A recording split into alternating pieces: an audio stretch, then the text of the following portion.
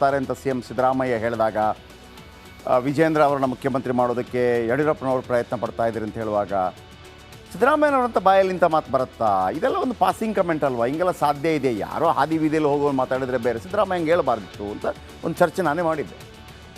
ಈ ನಡುವೆ ಅವರು ಚಾಮರಾಜನಗರದಲ್ಲಿ ಒಂದು ಮಾತನ್ನು ಹೇಳಿದರು, ಯಾರನ್ನ ಮುಖ್ಯಮಂತ್ರಿ ಮಾಡೋಕ್ಕಾಗಲ್ಲಪ್ಪ ಅಲ್ಲಿ ಚಿಕ್ಕಮ್ಮ, ಒಬ್ಬರನ್ನು ಮಾಡ್ತೀವಿ, ಯಾರನ್ನ ನಾಗೇಂದ್ರವನ್ನು ಮಾಡ್ತೀವಿ ಅಂತ.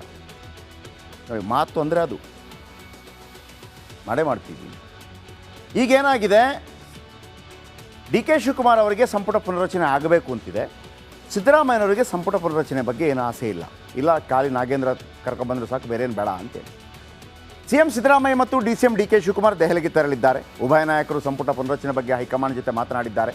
ಇದೇ ವಾರ ಓರ್ವ ಶಾಸಕ ಸಂಪುಟ ಸೇರೋದು ಪಕ್ಕಾ ಆಗಿದೆ.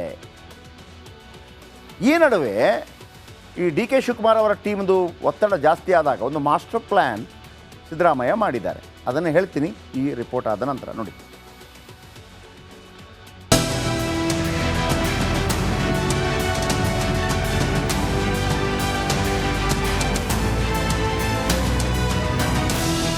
ಚುನಾವಣೆಯಲ್ಲಿ 3 ಕ್ಷೇತ್ರಗಳನ್ನ ಕಾಂಗ್ರೆಸ್ ಕ್ಲೀನ್ ಸ್ವೀಪ್ ಮಾಡಿತ್ತು. ಭರ್ಜರಿ ಗೆಲುವು ಸಿಗ್ತಾ ಇದ್ದಂತೆ ಸಂಪುಟ ಪುನರ್ರಚನೆಯ ಸುದ್ದಿ ಮುನ್ನೆಲೆಗೆ ಬಂದಿತ್ತು. ಅದಕ್ಕೆ ಪುಷ್ಟಿ ನೀಡುವಂತೆ ರಾಜ್ಯ ನಾಯಕರು ಮಾತನಾಡಿದ್ರು. ಅತ್ತ ಸಚಿವಾಕಾಂಕ್ಷಿಗಳು ಲಾಭಿ ಶುರು ಮಾಡಿದ್ರು. ಇತ್ತ CM Siddaramaiah, DCM DK Shivakumar ದೆಹಲಿಗೆ ದೌಡಾಯಿಸಿದ್ರು. ದೆಹಲಿಯಲ್ಲಿ ಹೈಕಮಾಂಡ್ ನಾಯಕರು ಸಭೆ ನಡೆಸಿದ್ರು. ಸಂಪುಟ ಪುನರ್ರಚನೆಗೆ ಪರಿಸ್ಥಿತಿ ಪಕ್ವವಾಗಿಲ್ಲ ಅನ್ನೋ ಸಂದೇಶವನ್ನ ಸಭೆ ರವಾನಿಸಿದೆ. ಆದರೆ ಖಾಲಿ ಉಳಿದ ಸ್ಥಾನಗಳನ್ನ ತುಂಬೋದಕ್ಕೆ ಹಸಿರು ನಿಶಾನೆ ತೋರಿದೆ.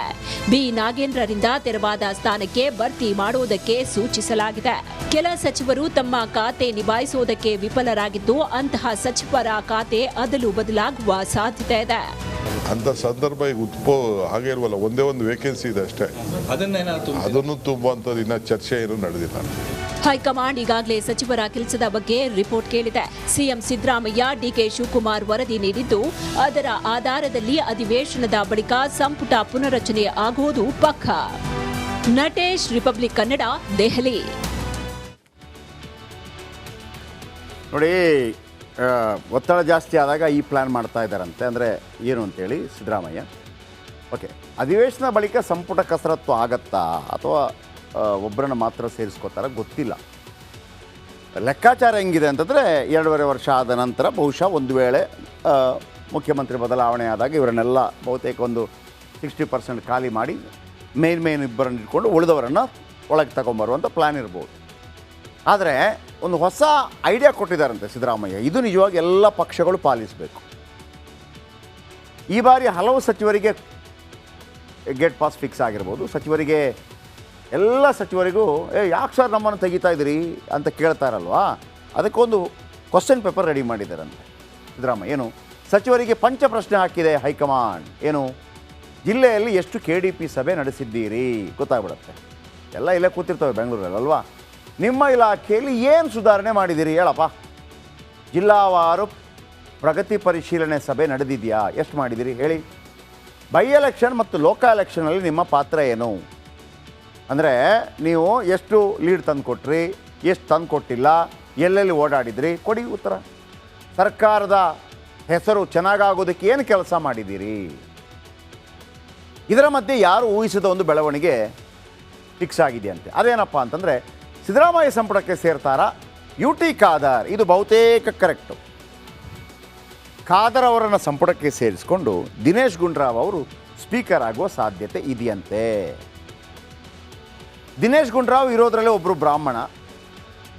ಅವರೇನಾದರೂ ಸ್ಪೀಕರ್ ಆದರೆ ಈ ಕಾಂಗ್ರೆಸ್ನಲ್ಲಿ ಏನಂತಾರೆ ಅದಕ್ಕೆ, ಪ್ರಾದೇಶಿಕ ಮತ್ತು ಜಾತಿವಾರು ಲೆಕ್ಕಾಚಾರ ಇರ್ತದೆ.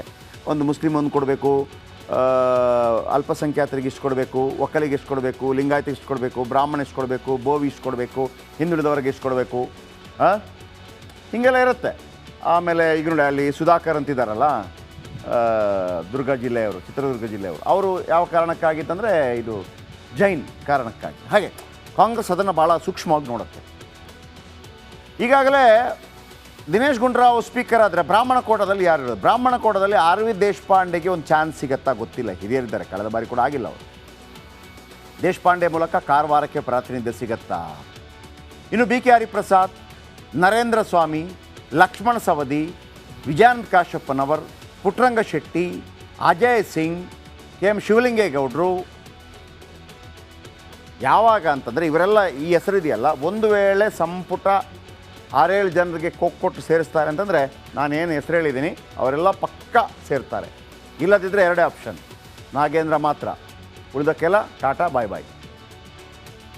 ಒಂದು ಮಾತನ್ನು ಹೇಳಿದ್ದೆ, 50 ಕೋಟಿ ಒಬ್ಬೊಬ್ಬ ಶಾಸಕರಿಗೆ ಕೊಡ್ತಾರೆ ಅಂತ ಸಿ ಎಂ ಸಿದ್ದರಾಮಯ್ಯ ಹೇಳಿದಾಗ, ವಿಜೇಂದ್ರ ಅವರನ್ನ ಮುಖ್ಯಮಂತ್ರಿ ಮಾಡೋದಕ್ಕೆ ಯಡಿಯೂರಪ್ಪನವರು ಪ್ರಯತ್ನ ಪಡ್ತಾ ಇದ್ದಾರೆ ಅಂತ ಹೇಳುವಾಗ ಸಿದ್ದರಾಮಯ್ಯನವರಂಥ ಬಾಯಲ್ಲಿಂಥ ಮಾತು ಬರುತ್ತಾ? ಇದೆಲ್ಲ ಒಂದು ಪಾಸಿಂಗ್ ಕಮೆಂಟ್ ಅಲ್ವಾ? ಹಿಂಗೆಲ್ಲ ಸಾಧ್ಯ ಇದೆ? ಯಾರೋ ಹಾದಿ ಬೀದಿಯಲ್ಲಿ ಹೋಗೋ ಮಾತಾಡಿದರೆ ಬೇರೆ, ಸಿದ್ದರಾಮಯ್ಯಂಗೆ ಹೇಳಬಾರ್ದಿತ್ತು ಅಂತ ಒಂದು ಚರ್ಚೆ ನಾನೇ ಮಾಡಿದ್ದೆ. ಈ ನಡುವೆ ಅವರು ಚಾಮರಾಜನಗರದಲ್ಲಿ ಒಂದು ಮಾತನ್ನು ಹೇಳಿದರು, ಯಾರನ್ನ ಮುಖ್ಯಮಂತ್ರಿ ಮಾಡೋಕ್ಕಾಗಲ್ಲಪ್ಪ ಅಲ್ಲಿ ಚಿಕ್ಕಮ್ಮ, ಒಬ್ಬರನ್ನು ಮಾಡ್ತೀವಿ, ಯಾರನ್ನ ನಾಗೇಂದ್ರವನ್ನು ಮಾಡ್ತೀವಿ ಅಂತ. ಮಾತು ಅಂದರೆ ಅದು ಮಾಡೇ ಮಾಡ್ತೀವಿ. ಈಗೇನಾಗಿದೆ, ಡಿ ಕೆ ಶಿವಕುಮಾರ್ ಅವರಿಗೆ ಸಂಪುಟ ಪುನರ್ರಚನೆ ಆಗಬೇಕು ಅಂತಿದೆ. ಸಿದ್ದರಾಮಯ್ಯನವರಿಗೆ ಸಂಪುಟ ಪುನರ್ರಚನೆ ಬಗ್ಗೆ ಏನು ಆಸೆ ಇಲ್ಲ, ಖಾಲಿ ನಾಗೇಂದ್ರ ಕರ್ಕೊಂಡ್ಬಂದ್ರೆ ಸಾಕು, ಬೇರೆ ಏನು ಬೇಡ ಅಂತೇಳಿ ಸಿ ಎಂ ಸಿದ್ದರಾಮಯ್ಯ ಮತ್ತು ಡಿ ಕೆ ಶಿವಕುಮಾರ್ ದೆಹಲಿಗೆ ತೆರಳಿದ್ದಾರೆ. ಉಭಯ ನಾಯಕರು ಸಂಪುಟ ಪುನರ್ರಚನೆ ಬಗ್ಗೆ ಹೈಕಮಾಂಡ್ ಜೊತೆ ಮಾತನಾಡಿದ್ದಾರೆ. ಇದೇ ವಾರ ಓರ್ವ ಶಾಸಕ ಸಂಪುಟ ಸೇರೋದು ಪಕ್ಕಾ ಆಗಿದೆ. ಈ ನಡುವೆ ಈ ಡಿ ಕೆ ಶಿವಕುಮಾರ್ ಅವರ ಟೀಮ್ದು ಒತ್ತಡ ಜಾಸ್ತಿ ಆದಾಗ ಒಂದು ಮಾಸ್ಟರ್ ಪ್ಲ್ಯಾನ್ ಸಿದ್ದರಾಮಯ್ಯ ಮಾಡಿದ್ದಾರೆ. ಅದನ್ನು ಹೇಳ್ತೀನಿ ಈ ರಿಪೋರ್ಟ್ ಆದ ನಂತರ. ನೋಡಿ,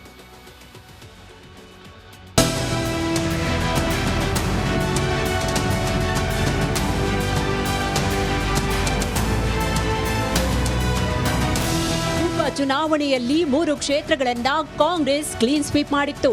ಭರ್ಜರಿ ಗೆಲುವು ಸಿಗ್ತಾ ಇದ್ದಂತೆ ಸಂಪುಟ ಪುನರ್ರಚನೆಯ ಸುದ್ದಿ ಮುನ್ನೆಲೆಗೆ ಬಂದಿತ್ತು.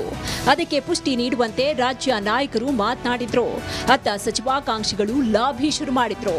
ಇತ್ತ CM Siddaramaiah, DCM DK Shivakumar ದೆಹಲಿಗೆ ದೌಡಾಯಿಸಿದ್ರು. ದೆಹಲಿಯಲ್ಲಿ ಹೈಕಮಾಂಡ್ ನಾಯಕರು ಸಭೆ ನಡೆಸಿದ್ರು.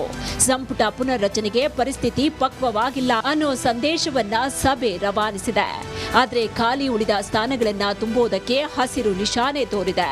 ಬಿ ನಾಗೇಂದ್ರರಿಂದ ತೆರವಾದ ಸ್ಥಾನಕ್ಕೆ ಭರ್ತಿ ಮಾಡುವುದಕ್ಕೆ ಸೂಚಿಸಲಾಗಿದೆ. ಕೆಲ ಸಚಿವರು ತಮ್ಮ ಖಾತೆ ನಿಭಾಯಿಸುವುದಕ್ಕೆ ವಿಫಲರಾಗಿದ್ದು, ಅಂತಹ ಸಚಿವರ ಖಾತೆ ಅದಲು ಬದಲಾಗುವ ಸಾಧ್ಯತೆ ಇದೆ. ಅಂತ ಸಂದರ್ಭ ಈಗ ಹಾಗೆ ಇಲ್ವಲ್ಲ, ಒಂದೇ ಒಂದು ವೇಕೆನ್ಸಿ ಇದೆ ಅಷ್ಟೇ. ಅದನ್ನು ತುಂಬುವಂಥದ್ದು ಇನ್ನ ಚರ್ಚೆ ಏನು ನಡೆದಿಲ್ಲ. ಹೈಕಮಾಂಡ್ ಈಗಾಗಲೇ ಸಚಿವರ ಕೆಲಸದ ಬಗ್ಗೆ ರಿಪೋರ್ಟ್ ಕೇಳಿದೆ. ಸಿಎಂ ಸಿದ್ದರಾಮಯ್ಯ, ಡಿಕೆ ಶಿವಕುಮಾರ್ ವರದಿ ನೀಡಿದ್ದು, ಅದರ ಆಧಾರದಲ್ಲಿ ಅಧಿವೇಶನದ ಬಳಿಕ ಸಂಪುಟ ಪುನರ್ರಚನೆ ಆಗುವುದು ಪಕ್ಕಾ. ನಟೇಶ್, ರಿಪಬ್ಲಿಕ್ ಕನ್ನಡ, ದೆಹಲಿ. ನೋಡಿ, ಒತ್ತಡ ಜಾಸ್ತಿ ಆದಾಗ ಈ ಪ್ಲ್ಯಾನ್ ಮಾಡ್ತಾ ಇದ್ದಾರಂತೆ. ಅಂದರೆ ಏನು ಅಂತೇಳಿ ಸಿದ್ದರಾಮಯ್ಯ, ಓಕೆ, ಅಧಿವೇಶನ ಬಳಿಕ ಸಂಪುಟ ಕಸರತ್ತು ಆಗತ್ತಾ ಅಥವಾ ಒಬ್ಬರನ್ನ ಮಾತ್ರ ಸೇರಿಸ್ಕೋತಾರ ಗೊತ್ತಿಲ್ಲ. ಲೆಕ್ಕಾಚಾರ ಹೆಂಗಿದೆ ಅಂತಂದರೆ 2.5 ವರ್ಷ ಆದ ನಂತರ ಬಹುಶಃ ಒಂದು ವೇಳೆ ಮುಖ್ಯಮಂತ್ರಿ ಬದಲಾವಣೆ ಆದಾಗ ಇವರನ್ನೆಲ್ಲ ಬಹುತೇಕ ಒಂದು 60% ಖಾಲಿ ಮಾಡಿ ಮೇನ್ ಇಬ್ಬರನ್ನು ಇಟ್ಕೊಂಡು ಉಳಿದವರನ್ನು ಒಳಗೆ ತಗೊಂಬರುವಂಥ ಪ್ಲ್ಯಾನ್ ಇರ್ಬೋದು. ಆದರೆ ಒಂದು ಹೊಸ ಐಡಿಯಾ ಕೊಟ್ಟಿದ್ದಾರಂತೆ ಸಿದ್ದರಾಮಯ್ಯ. ಇದು ನಿಜವಾಗಿ ಎಲ್ಲ ಪಕ್ಷಗಳು ಪಾಲಿಸಬೇಕು. ಈ ಬಾರಿ ಹಲವು ಸಚಿವರಿಗೆ ಗೇಟ್ ಪಾಸ್ ಫಿಕ್ಸ್ ಆಗಿರ್ಬೋದು. ಸಚಿವರಿಗೆ, ಎಲ್ಲ ಸಚಿವರಿಗೂ ಯಾಕೆ ಸರ್ ನಮ್ಮನ್ನು ತೆಗಿತಾ ಇದ್ದೀರಿ ಅಂತ ಕೇಳ್ತಾರಲ್ವಾ, ಅದಕ್ಕೊಂದು ಕ್ವಶನ್ ಪೇಪರ್ ರೆಡಿ ಮಾಡಿದ್ದಾರಂತೆ ಸಿದ್ದರಾಮಯ್ಯ. ಏನು, ಸಚಿವರಿಗೆ ಪಂಚ ಪ್ರಶ್ನೆ ಹಾಕಿದೆ ಹೈಕಮಾಂಡ್. ಏನು, ಜಿಲ್ಲೆಯಲ್ಲಿ ಎಷ್ಟು KDP ಸಭೆ ನಡೆಸಿದ್ದೀರಿ ಗೊತ್ತಾಗ್ಬಿಡುತ್ತೆ. ಎಲ್ಲ ಇಲ್ಲೇ ಕೂತಿರ್ತವೆ ಬೆಂಗಳೂರಲ್ಲಿ ಅಲ್ವಾ. ನಿಮ್ಮ ಇಲಾಖೆಯಲ್ಲಿ ಏನು ಸುಧಾರಣೆ ಮಾಡಿದ್ದೀರಿ ಹೇಳಪ್ಪ. ಜಿಲ್ಲಾವಾರು ಪ್ರಗತಿ ಪರಿಶೀಲನೆ ಸಭೆ ನಡೆದಿದೆಯಾ, ಎಷ್ಟು ಮಾಡಿದ್ದೀರಿ ಹೇಳಿ. ಬೈ ಎಲೆಕ್ಷನ್ ಮತ್ತು ಲೋಕಲ್ ಎಲೆಕ್ಷನಲ್ಲಿ ನಿಮ್ಮ ಪಾತ್ರ ಏನು?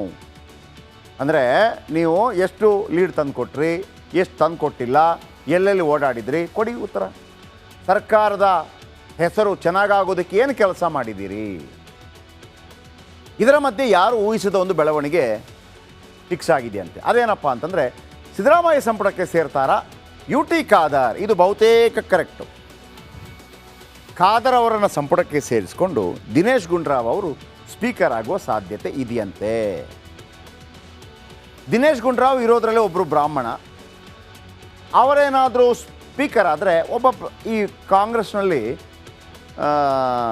ಏನಂತಾರೆ ಅದಕ್ಕೆ ಪ್ರಾದೇಶಿಕ ಮತ್ತು ಜಾತಿವಾರು ಲೆಕ್ಕಾಚಾರ ಇರ್ತದೆ. ಒಂದು ಮುಸ್ಲಿಮ್ ಒಂದು ಕೊಡಬೇಕು, ಅಲ್ಪಸಂಖ್ಯಾತರಿಗೆ ಇಷ್ಟು ಕೊಡಬೇಕು, ಒಕ್ಕಲಿಗೆ ಎಷ್ಟು ಕೊಡಬೇಕು, ಲಿಂಗಾಯತಿಗೆ ಇಷ್ಟು ಕೊಡಬೇಕು, ಬ್ರಾಹ್ಮಣ ಎಷ್ಟು ಕೊಡಬೇಕು, ಬೋವಿ ಇಷ್ಟು ಕೊಡಬೇಕು, ಹಿಂದುಳಿದವರಿಗೆ ಎಷ್ಟು ಕೊಡಬೇಕು, ಹೀಗೆಲ್ಲ ಇರುತ್ತೆ. ಆಮೇಲೆ ಈಗ ನೋಡಿ ಅಲ್ಲಿ ಸುಧಾಕರ್ ಅಂತಿದ್ದಾರಲ್ಲ, ದುರ್ಗ ಜಿಲ್ಲೆಯವರು, ಚಿತ್ರದುರ್ಗ ಜಿಲ್ಲೆಯವರು, ಅವರು ಯಾವ ಕಾರಣಕ್ಕಾಗಿತ್ತಂದರೆ ಇದು ಜೈನ್ ಕಾರಣಕ್ಕಾಗಿ. ಹಾಗೆ ಕಾಂಗ್ರೆಸ್ ಅದನ್ನು ಭಾಳ ಸೂಕ್ಷ್ಮವಾಗಿ ನೋಡುತ್ತೆ. ಈಗಾಗಲೇ ದಿನೇಶ್ ಗುಂಡೂರಾವ್ ಸ್ಪೀಕರ್ ಆದರೆ ಬ್ರಾಹ್ಮಣ ಕೋಟದಲ್ಲಿ ಯಾರು ಇರೋದು? ಬ್ರಾಹ್ಮಣ ಕೋಟದಲ್ಲಿ ಆರ್ ವಿ ದೇಶಪಾಂಡೆಗೆ ಒಂದು ಚಾನ್ಸ್ ಸಿಗತ್ತಾ ಗೊತ್ತಿಲ್ಲ. ಹಿರಿಯರಿದ್ದಾರೆ, ಕಳೆದ ಬಾರಿ ಕೂಡ ಆಗಿಲ್ಲ ಅವರು. ದೇಶಪಾಂಡೆ ಮೂಲಕ ಕಾರವಾರಕ್ಕೆ ಪ್ರಾತಿನಿಧ್ಯ ಸಿಗತ್ತಾ? ಇನ್ನು B K Hariprasad, Narendra Swamy, Lakshmana Savadi, Vijayananda Kashappanavar, Puttaranga Shetty, Ajay Singh, K M ಶಿವಲಿಂಗೇಗೌಡರು,